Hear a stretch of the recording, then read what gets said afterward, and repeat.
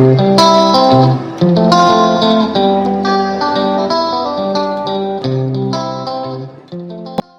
friends, welcome back to our channel. ഇന്നത്തെ നമ്മുടെ recipe ഒരു അടിപൊളി റവ പുഡിംഗ് റെസിപ്പിയാണ് കേട്ടോ. നമ്മുടെ മിക്ക ആളുകളുടെ വീട്ടിൽ റവയും പാലും എന്തായാലും ഉണ്ടാവില്ല, പഞ്ചസാരയും. അപ്പോൾ ഇത് മൂന്നൊക്കെ വെച്ചിട്ട് ഒരു കിഡിലൻ ടേസ്റ്റ് ആയിട്ട് തയ്യാറാക്കി എടുക്കാൻ പറ്റുന്ന ഒരു പുഡിംഗ് റെസിപ്പിയാണ്. അപ്പോൾ നമുക്ക് വീഡിയോയിലേക്ക് പോയാലോ?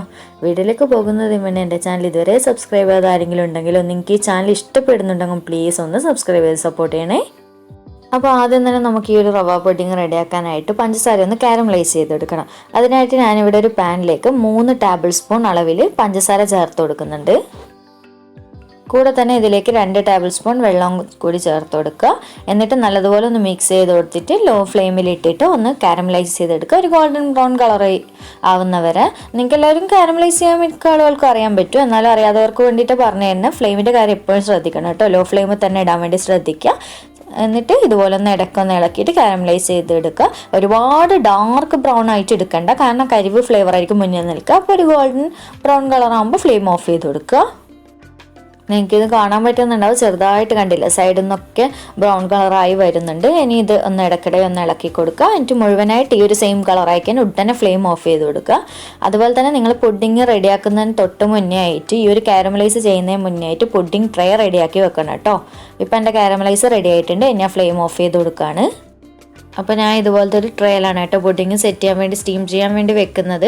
അപ്പോൾ ഇതുപോലെ കാരമലൈസ് ഉടനെ തന്നെ റെഡിയായ ഉടനെ തന്നെ ഇതുപോലെ പാത്രത്തിൽ ഒഴിച്ച് കൊടുത്തിട്ട് ഒന്ന് നല്ല ഭാഗത്ത് കൂടി ഒന്ന് അടിഭാഗത്തേക്ക് ചുറ്റിച്ചു കൊടുക്കുക കേട്ടോ.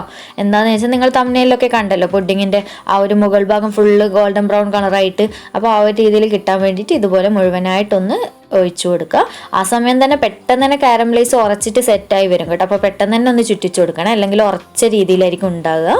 അപ്പോൾ കണ്ടില്ലേ, ഈ ഒരു രീതിയിൽ ഇനി ഇതിവിടെ മാറ്റി വെക്കുക. ഇനി നമുക്ക് ബാക്കിയുള്ള കാര്യങ്ങൾ നോക്കാം. അടുത്തത് നമുക്ക് ഈ ഒരു റവ പുഡിങ് റെഡിയാക്കാനായിട്ടുള്ള മിക്സ് ഒന്ന് റെഡിയാക്കി എടുക്കുക. അതിനായിട്ട് ഞാനിവിടെ ഒരു പാനിലേക്ക് 1 ടേബിൾ സ്പൂൺ നെയ്യ് ചേർത്ത് കൊടുക്കുന്നുണ്ട്. നെയ്യ് ഇല്ലെങ്കിൽ ബട്ടർ ആയാലും കുഴപ്പമില്ല, അൺസോൾട്ടഡ് ബട്ടർ ചേർത്ത് കൊടുത്താൽ മതി, കുഴപ്പമൊന്നുമില്ല. അടുത്തത് ഞാൻ ഇതിലേക്ക് 2 കപ്പ് അളവിൽ പാല് ചേർത്ത് കൊടുക്കുന്നുണ്ട്. ഫുൾ ഫാറ്റ് മിൽക്ക് തന്നെയാണ് കേട്ടോ ചേർത്ത് കൊടുത്തിട്ടുള്ളത്. കൂടെ തന്നെ ഇതിലേക്ക് 1/2 കപ്പ് നിറയെ വേണ്ട, 1/2 കപ്പിൻ്റെ അടുത്തായിട്ട് പഞ്ചസാര ചേർത്ത് കൊടുക്കുക. അപ്പം മധുരം നിങ്ങളുടെ ഇഷ്ടത്തിനനുസരിച്ചിട്ട് മാറ്റം വരുത്താം കേട്ടോ.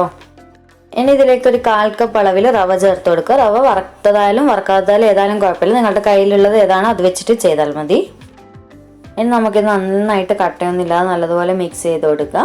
ഇനി പാല് തിളച്ച് വരുന്നവരെ നമുക്കൊന്ന് വെയിറ്റ് ചെയ്യാം കേട്ടോ. ആ ഒരു സമയം കൊണ്ട് തന്നെ നമ്മുടെ പുഡിംഗ് മിക്സ് ഏതാണ്ട് റെഡിയാവും.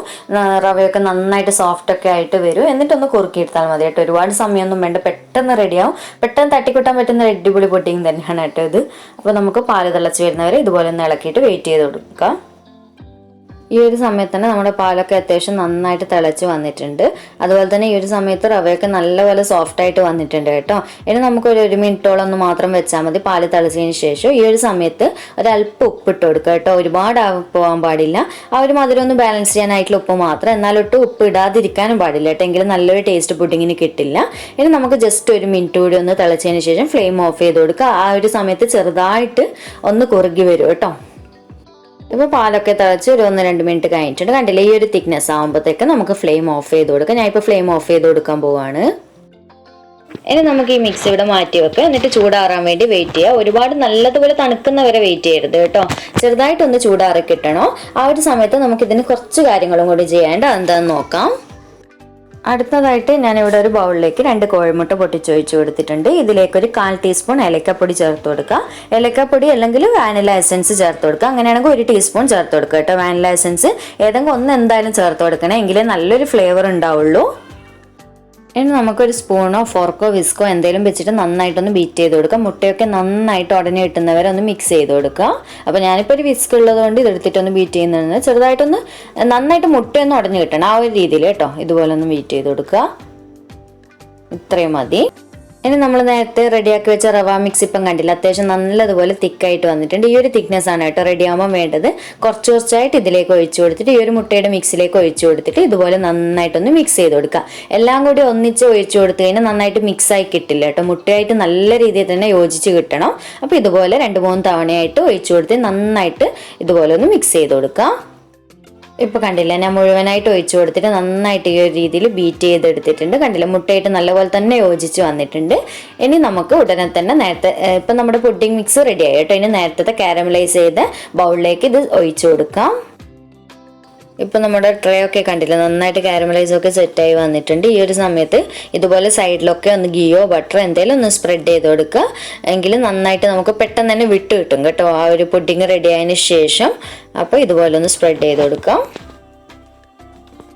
ഇനി നമ്മൾ നേരത്തെ റെഡിയാക്കി വെച്ചിട്ടുള്ള റവ മിക്സ് ഇതിലേക്ക് ചേർത്ത് കൊടുക്കുക.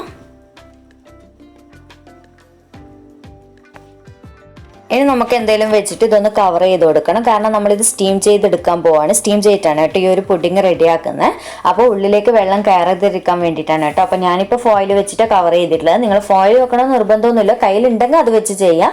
അല്ലെങ്കിൽ നിങ്ങൾ ഏത് പാത്രമാണോ എടുക്കുന്നത് ആ ഒരു പാത്രത്തിന് പാകത്തിന് അളവ് പറ്റിയ, ഉള്ളിൽ വെള്ളം കയറാതിരിക്കാൻ പറ്റിയ അടപ്പ് വെച്ചിട്ട് കവർ ചെയ്ത് കൊടുക്കുക കേട്ടോ. അപ്പോൾ ഞാനിവിടെ കുറച്ച് മുന്നേ ആയിട്ട് ഒരു സ്റ്റീമറിൽ കുറച്ച് വെള്ളം തിളപ്പിക്കാൻ വേണ്ടി വെച്ചിട്ടുണ്ടായിരുന്നു. ഇപ്പോൾ അത്യാവശ്യം തിളക്കാൻ വേണ്ടി സ്റ്റാർട്ട് ചെയ്യുന്നുണ്ട്. ഇനി ഇതിൻ്റെ മുകളിലുള്ള തട്ടിട്ട് കൊടുക്കാം. ഇനി നമ്മൾ നേരത്തെ റെഡിയാക്കി കവർ ചെയ്ത് വെച്ച് പുഡിംഗ് ട്രേ ഇതിൻ്റെ മുകളിലായിട്ട് വെച്ച് കൊടുക്കാം. അപ്പോൾ ഞാനിതിപ്പോൾ ഇവിടെ അടച്ചു വെച്ച് കൊടുക്കുന്നുണ്ട്. ഇനി നമുക്കൊരു 20-25 മിനിറ്റ് വരെ വെയിറ്റ് ചെയ്യാം. റെഡി ആവാനും വേവാനായിട്ടുള്ള സമയം 20-25 മിനിറ്റ് ആണ്. പക്ഷെ ചിലവരുന്നത് 15 മിനിറ്റ് കൊണ്ടൊക്കെ ആവും. എന്താണെന്ന് വെച്ച് കഴിഞ്ഞാൽ റെഡി ആവും. നമ്മുടെ ഫ്ലെയിമിൻ്റെ ഒക്കെ വ്യത്യാസം വരുമല്ലോ ഓരോരുത്തരുടെ ഗ്യാസ് സ്റ്റൗവിൽ. അപ്പോൾ അതിനൊക്കെ അനുസരിച്ച് ടൈമിങ്ങിൽ വ്യത്യാസം വരും. അപ്പോൾ ഒരു 15 മിനിറ്റ് ഒക്കെ ആകുമ്പോൾ ഒന്ന് അടപ്പ് തുറന്നിട്ട് ഫോയിലൊക്കെ നീക്കിയിട്ടൊന്ന് ചെക്ക് ചെയ്യാൻ വേണ്ടി ശ്രദ്ധിക്കണേ. അപ്പോൾ നമുക്കിനി ഒരു 20 മിനിറ്റ് വരെ ഒന്ന് വെയിറ്റ് ചെയ്യാം. അതുപോലെ തന്നെ ഒരു മീഡിയം ഫ്ലെയിമിലിട്ടിട്ട് വേവിച്ചെടുത്താൽ മതിയേ. എനിക്ക് കറക്റ്റ് 20 മിനിറ്റ് ആണ് കേട്ടോ വേവാൻ വേണ്ടി, റെഡി ആവാൻ വേണ്ടി സമയം എടുത്തിട്ടുള്ളത്. ഞാൻ ഇടയ്ക്കൊരു 15 മിനിറ്റ് ആയപ്പോൾ തുറന്ന് നോക്കിയ സമയത്ത് വെന്തിട്ടില്ലായിരുന്നു. ഉള്ളിൽ ചെറിയൊരു വേവിൻ്റെ കുറവുണ്ടായിരുന്നു. 20 മിനിറ്റ് കറക്റ്റ് ആയപ്പോഴേക്കും കറക്റ്റ് പാകത്തിന് വെന്ത് റെഡിയായി വന്നിട്ടുണ്ട്. നിങ്ങൾക്ക് വിരലുകൊണ്ടൊക്കെ ഇതുപോലെ തൊട്ട് നോക്കുന്ന സമയത്തൊക്കെ മനസ്സിലാവും. കണ്ടില്ല, കയ്യിലൊന്നും പറ്റി പിടിക്കുന്നില്ല. അതുപോലെ തന്നെ കത്തി വെച്ചോ ഫോർക്ക് വെച്ചിട്ടോ ഉൾഭാഗം കുത്തി നോക്കിയാലും മതി കേട്ടോ. അപ്പോൾ നല്ല പെർഫെക്റ്റ് ആയിട്ട് ഇത് റെഡി ആയിട്ടുണ്ട്. ഇനി നമുക്കിത് തണുക്കാൻ വേണ്ടിയിട്ട് സ്റ്റീമറിൽ നിന്ന് എടുത്ത് പുറത്ത് വെക്കാം. അപ്പോൾ ഏതാണ്ട് തണുത്ത് വന്നതിന് ശേഷം ഞാൻ ഇതുപോലെ സ്പാച്ചിൽ വെച്ചിട്ട് ഒന്ന് സൈഡൊക്കെ ഒന്ന് വിടിയിച്ച് കൊടുക്കുന്നുണ്ട്. പെട്ടെന്ന് നമുക്ക് പാത്രത്തിൽ നിന്ന് വിട്ട് കിട്ടാൻ വേണ്ടിയിട്ട്. ഒട്ടിപ്പിടിക്കുകയൊന്നുമില്ല, എന്നാലും ജസ്റ്റ് ഒന്ന് ചെയ്ത് കൊടുത്താൽ നല്ലതാട്ടോ. അപ്പോൾ ഇനി നമുക്കിത് വേറൊരു പ്ലേറ്റിലേക്ക് കമഴ്ത്തി കൊടുക്കാം. ഇപ്പോൾ കണ്ടില്ലേ, ഇതുപോലെ ഒരു പ്ലേറ്റിലേക്ക് ഞാൻ ഇത് കമഴ്ത്തി കൊടുത്തിട്ടുണ്ട്. കാണാൻ തന്നെ നല്ല ഭംഗിയില്ലേ, കാരമലൊക്കെ മെൽട്ടായി എല്ലാ ഭാഗത്തും ആയിട്ടൊക്കെ നല്ല റെഡിയായി വന്നിട്ടുണ്ട്. ഞാൻ ഇതിന് കട്ട് ചെയ്ത് കാണിച്ചു തരാം.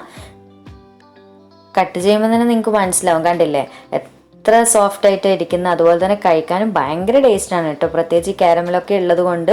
അതുപോലെ തന്നെ എന്താ പറയുക, നമ്മൾ വായിലിട്ടാൽ അലിഞ്ഞു പോകുന്ന പെർഫെക്ഷനും അതുപോലത്തെ ഒരു ടേസ്റ്റ് എന്നൊക്കെ പറയുമല്ലോ, ആ ഒരു ടെക്സ്ചറിലൊക്കെയാണ് കേട്ടോ ഇത്. കഴിക്കുമ്പോൾ തന്നെ വായിലിടുമ്പോൾ അലിഞ്ഞു പോകുന്ന ഒരു ടേസ്റ്റാണ്, ഒരു പെർഫെക്ഷനാണ് കേട്ടോ. നല്ല നിങ്ങൾക്ക് കട്ട് ചെയ്യുമ്പോൾ തന്നെ മനസ്സിലാവും അല്ലേ. അപ്പോൾ എന്തായാലും നിങ്ങൾക്ക് തീർച്ചയായിട്ടും ഇഷ്ടപ്പെടും ഈ ഒരു റെസിപ്പി. എന്തായാലും ട്രൈ ചെയ്ത് നോക്കുക. വീഡിയോ ഇഷ്ടമായിട്ടുണ്ട് എന്നുണ്ടെങ്കിൽ ലൈക്ക് ചെയ്യാനുള്ള കാര്യം മറക്കരുത്. അതുപോലെ തന്നെ നിങ്ങളുടെ എല്ലാ ഫീഡ്ബാക്സും താഴെ കമൻറ്റ് ബോക്സിലൂടെ അറിയിക്കുക.